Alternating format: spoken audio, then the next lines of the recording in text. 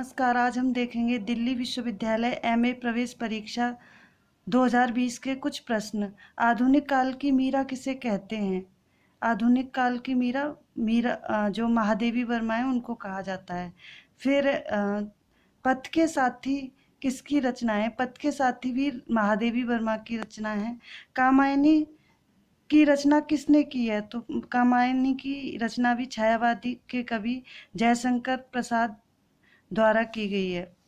फिर है शिव शंभू के चिट्ठे किसकी रचना है? तो वो है बाल मुकुंद गुप्त की।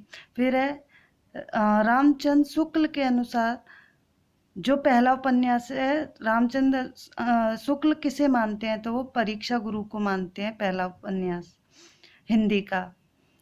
फिर है मैला आंचल किसकी रचना है? मैला आंचल है वो फरीश्वर नाथ रेणु की रचना है। अगला प्रश्न है, रीतिकाल की समय सीमा आचार्य रामचंद्र शुक्ल के अनुसार क्या है? तो वो 1700 से लेके 1900 तक है। फिर रामचरितमानस में कितने कांड हैं? तो रामचरितमानस में 7 कांड हैं। सरस्वती पत्रिका का संपादन किसने किया है? तो वो महावीर प्रसाद द्विवेदी ने किया है।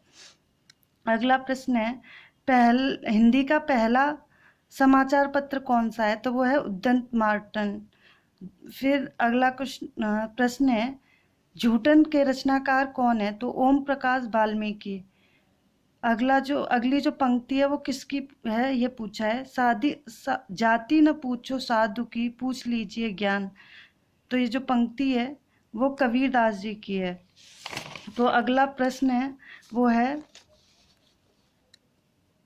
वो भी एक पंक्ति पूछी है। किसकी पंक्ति है ये? अजगर करे न चाकरी, पंक्षी करे न काम, दास मलूका कह गए सबके दाता राम। तो ये जो मलूक दास जी हैं उनकी पंक्ति है।